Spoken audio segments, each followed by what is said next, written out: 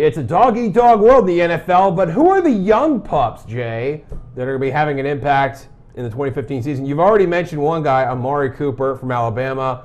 You know, last year we had this big bumper crop of rookie wideouts going past Odell Beckham. Sure. And then we had, during the draft this year, we had three guys that everyone was just like, oh my God, these guys are going to be the greatest things ever. Amari Cooper, Kevin White, and Devontae Parker, now property of the Dolphins. Sure. Well, Parker's kind of iffy for September. Kevin White might not play all this year. If there is any guy in this league, any rookie that has a capacity for 90 catches, it would be Cooper. I would rather have Cooper in a PPR league, but in a standard scoring situation, I like him, but I don't love him. I would like him a lot more in rounds 5 or 6. What's the perception of Todd Gurley? We saw this guy play in Georgia. What's it going to be like to watch him on Sundays, especially when he might be splitting time in the backfield? I moved heaven and earth to acquire him in a keeper league, okay? Because I'm absolutely certain that, a lot like Melvin Gordon, that he will be a star in the NFL.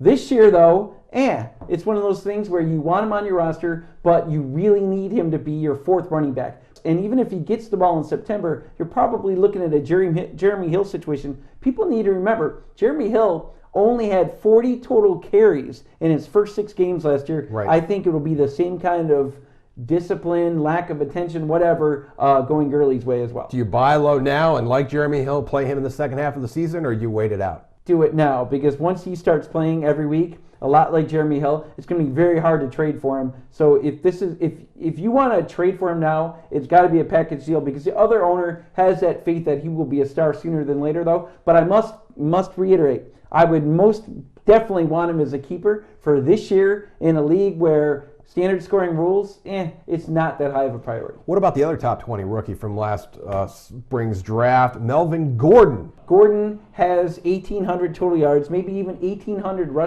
rushing yards. He will accomplish that sooner than later. We're looking at a guy that could break the 2,000-yard mark at some point in the next 5 years. Dorial Green-Beckham, bad doggy. What about in the pros? He's a beast, okay? He's impossible to guard. He needs to learn the NFL game. If I had to make a comparison athletically, I would say Justin Blackmon. Let's hope mentally that is not an apt comparison as well. Right, and finally, Jameis Winston, maybe the baddest puppy of them all. They love him in Tampa Bay because they don't really have a better option, and he's a local hero. That's why they love him.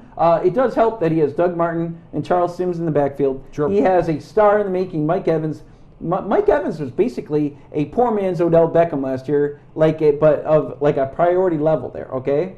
And then you have somebody like Vincent Jackson, who isn't a star anymore, but he does get a lot of targets. Throw in the development of tight end Austin Seferian-Jenkins, and you're looking at a pretty good group for a guy that just started now. Yep. Jameis Winston has a pretty good group of playmakers with him, so I don't think he'll be a bottom 5 quarterback in fantasy. I think the Bucs can get to 7 wins, so if you want to attribute some of that to Winston at the end of the year, then fine. Fair enough.